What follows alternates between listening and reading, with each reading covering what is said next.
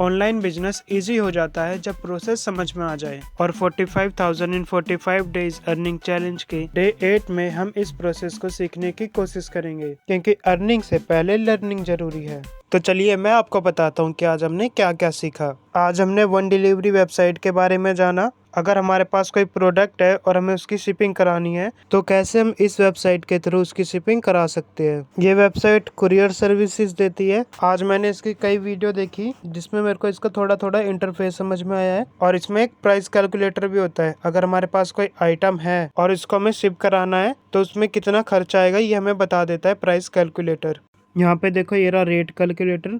इससे हम प्राइस को कैलकुलेट कर सकते हैं, इसलिए मैं इसको प्राइस कैलकुलेटर बोल रहा हूँ। यहाँ पे हमें सबसे पहले चूज़ करना है हमें डोमेस्टिक में सेंड करना है या फिर इंटरनेशनल।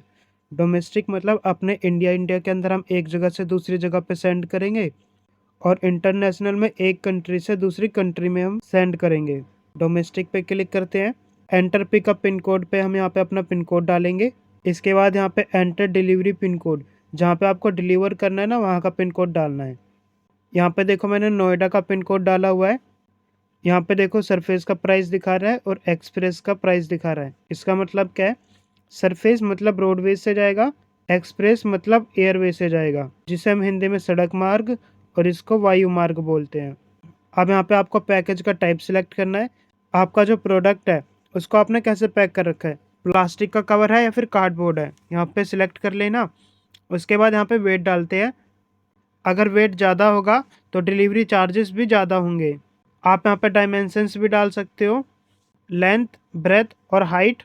इसके नीचे पेमेंट ऑफ मोड का ऑप्शन है, प्रीपेड, और दूसरा है कैश ऑन डिलीवरी जिसे हम COD बोलते हैं।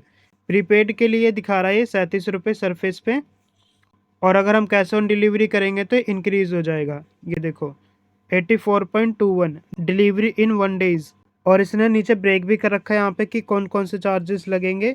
जैसे शिपिंग कॉस्ट हमारा 30 रुपये लगेगा, COD चार्जेस 40 रुपये लगेगा, GST लगेगा 12.84 रुपये, प्लस डीजल प्राइस हाइक जिसे हम DPH बोलते हैं, इसके चार्जेस लगेंगे 0.37। अब इसको छोटा करते हैं।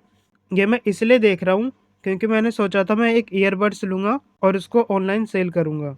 अगर मैं 200 रुपये का ईयरबड्स भी लेता हूँ और 100 रुपये डिलीवरी और पैकिंग पे खर्च करता हूँ तो मेरा जो कॉस्ट प्राइस होगा वो 300 रुपये हो जाएगा। और अगर मैं उसको 500 रुपये का बेचूँ तो मेरा 200 रुपये का प्रॉफिट हो जाएगा।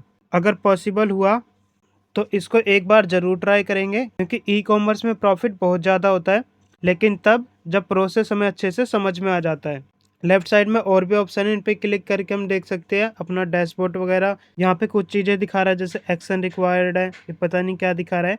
इसमें हमें ना डैशबोर्ड दिखाई देता है जितने आपने ऑर्डर भेजे, जितने रिटर्न आए।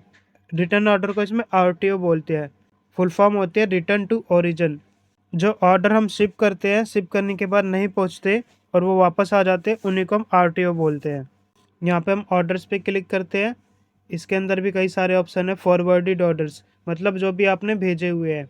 रिवर्स ऑर्डर जो कि रिटर्न आ गए हैं। इंटरनेशनल ऑर्डर जो कि आपने एक कंट्री से दूसरी कंट्री में भेजे हैं। और इसके बाद नीचे है पिकअप रिक्वेस्ट। इसके नीचे भी बहुत सारे ऑप्शन है, धीरे धीरे हम इनको सीखेंगे क्या होता है। सपोर्ट में शायद इनसे कॉल वगैरह करने का होगा कुछ। इसके बाद आप यहाँ पे डिस्प्यूट क्लेम कर सकते हो। वेट मैच मिसमैच पे क्लिक करेंगे तो जैसे कि मान लो आपने 400 ग्राम वेट डाला था और आपके प्रोडक्ट का जो वेट है ना वो 450 ग्राम है, तो वो प्रोडक्ट आपको यहाँ पे दिखाई देगा, क्योंकि आपने उस प्रोडक्ट का वेट गलत डाला है, उसका एक्चुअल वेट ज़्यादा है। तो उसकी जो शिपिंग कॉस्ट हो जाएगी ना वो अपने आप बढ़ जाएगी। धीरे धीरे हम सीख रहे हैं इसको। इसमें शायद पैसे वगैरह भी डिपॉजिट करने पड़ते हैं, उसके बाद हम इसमें शिप कर सकते हैं। एक बार अच्छे से सीख जाए फिर इस पर हम एक्सपेरिमेंट करके देखेंगे, थोड़ा इन्वेस्टमेंट करके देखेंगे। इस पे अभी हमें और टाइम इन्वेस्ट करने की ज़रूरत है। ये काम करके हमें पैसों की ज़रूरत थी, इसलिए हम चले गए ATM में और वहाँ पे हमने ये किया। ये देखो मैं कहाँ आया हूँ आज मैं आया हूँ ATM में पैसे निकालने के लिए। ATM हमारे सामने रखा हुआ है, कैनरा बैंक का ATM है ये।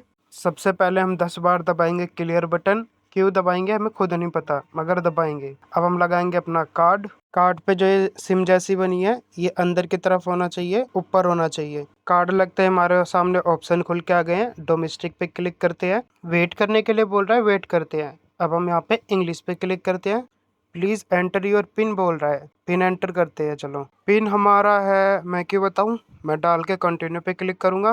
पैसे निकालने हैं तो विड्रॉल पे क्लिक करते हैं। हमारे पास सेविंग अकाउंट है तो सेविंग को सिलेक्ट करेंगे। अब हमें चाहिए 10,000 रुपये, हम यहाँ पे डालेंगे 10,000। करेक्ट पे क्लिक करेंगे। ओ फिर से वेट करना है, कितना वेट करेंगे रे बाबा। अब यहाँ से खटर खटर करके पैसे निकल के आएंगे। एक राज की बात बताता हूँ, इसमें जो पैसे गिनने की आवाज आती है ना, वो फेक होती है, साउंड बॉक्स की आवाज होती है, ना कि पैसों की। कभी 500 रुपये निकाल के देखना, उसमें भी नोट गिनने की आवाज आएगी और नोट सिर्फ एक आएगी। टू टू करते हुए हमारे पैसे आ चुके हैं, इनको हम ले लेते हैं, गिनते हैं और निकलते हैं।